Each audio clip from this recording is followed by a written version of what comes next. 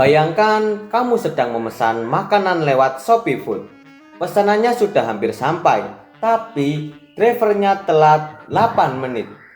Biasa saja kan? Tapi di Sleman, Yogyakarta, hal sederhana ini malah berujung ke keributan yang sangat besar dan viral sampai ke media sosial, TikTok, YouTube, Instagram, dan X. Ada seorang pria yang mengaku orang pelayaran.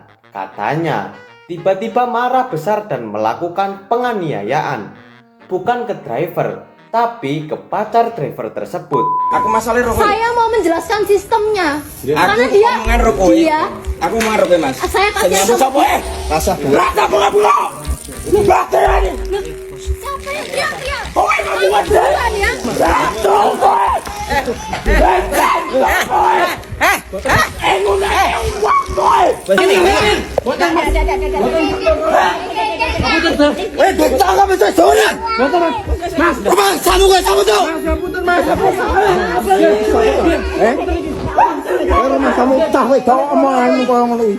Video penganiayaan ini jadi viral dan mengundang perhatian banyak orang.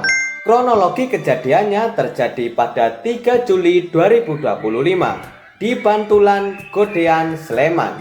Driver Shopee Food ini terlambat 8 menit karena macet di jalan. Pelanggan yang menunggu sudah marah dan melampiaskan kemarahannya pada driver.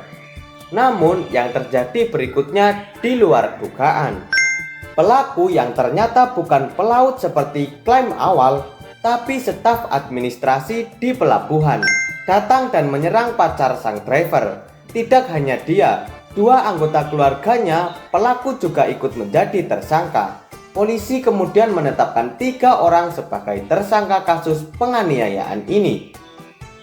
Ini bukan hanya soal keterlambatan, tapi soal bagaimana emosi bisa meledak dan berujung kekerasan. Assalamualaikum warahmatullahi wabarakatuh. Saya Takbir dari Selasi Wardiana memohon dengan tulus untuk meminta maaf kepada korban dan driver ojol, terutama driver Shopee, atas kejadian Kamis 3 Juli 2025 pukul 21.30. Dengan hal itu saya sangat menyesal dan saya siap menerima konsekuensinya dengan prosedur hukum yang berlaku. Sekian dari saya. Wassalamualaikum warahmatullahi wabarakatuh. Shopee Food langsung angkat bicara. Mereka menegaskan keterlambatan driver hanya 8 menit, bukan berjam-jam seperti kabar burung yang sempat beredar.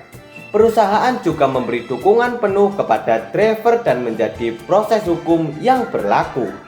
Ketua RT setempat juga meminta maaf atas salah informasi yang beredar.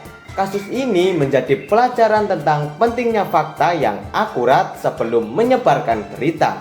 Setelah video viral, ratusan driver ojek online mendatangi rumah pelaku sebagai bentuk solidaritas. Mereka menentukan keadilan dan perlindungan untuk sesama mitra ojol. Pelayaran kali Code.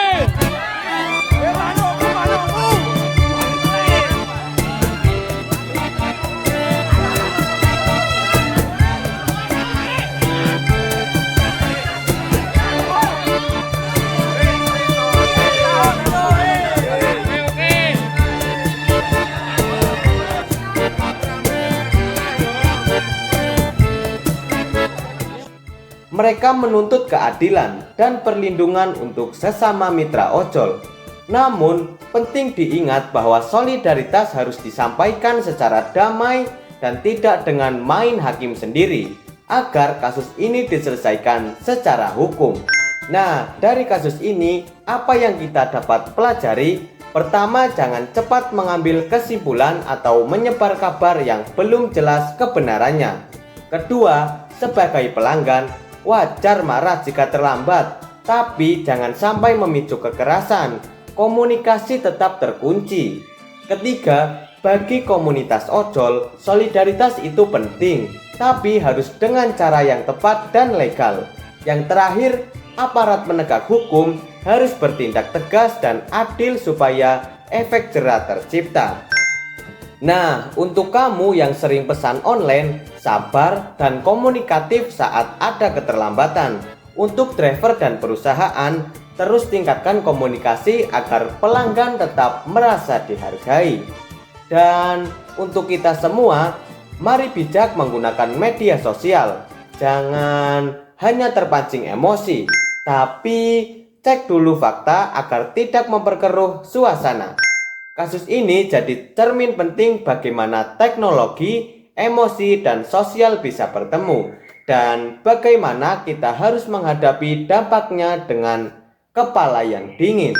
Jangan lupa like, komen, dan subscribe channel ini jika kalian ingin berita-berita update dan video edukasi dari aku. See you!